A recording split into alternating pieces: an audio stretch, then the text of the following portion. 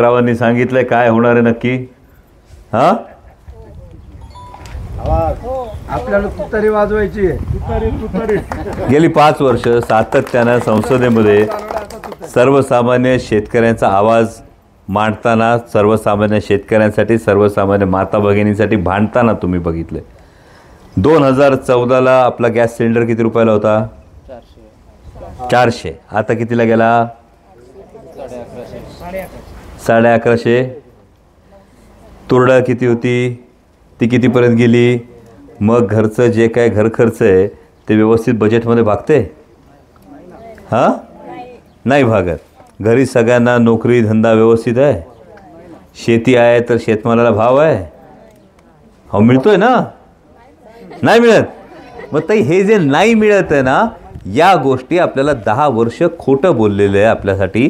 आणि हे खोटं बोलणारं दुसरं तिसरं कोण नाही तर मोदी सरकार आहे. समोरून जे उमेदवार मत मागायला येतात, हे उमेदवार मत मागायला येतील तेव्हा त्यांना आवर्जून हा प्रश्न विचारा की आमच्या शेतमालाला हमी भाव नाही. 10 वर्ष शेतकऱ्याच्या ताटात माती कालवली जाते आणि आता घड्याळाला मत म्हणजे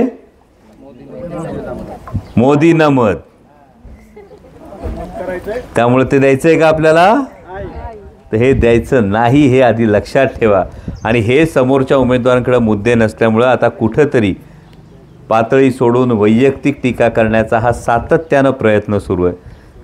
स्वतःला 15 वर्षात जे जमलं नाही ते 5 वर्षात कुठेतरी होतंय, ते होऊ घातलंय हे पाहून कुठंतरी पोटदुखी होती. आणि म्हणून आता ही वैयक्तिक टीका करायची, पण त्यांच्या वयाचा मान राखून त्यांच्याविषयी वैयक्तिक मी काही बोलत नाही.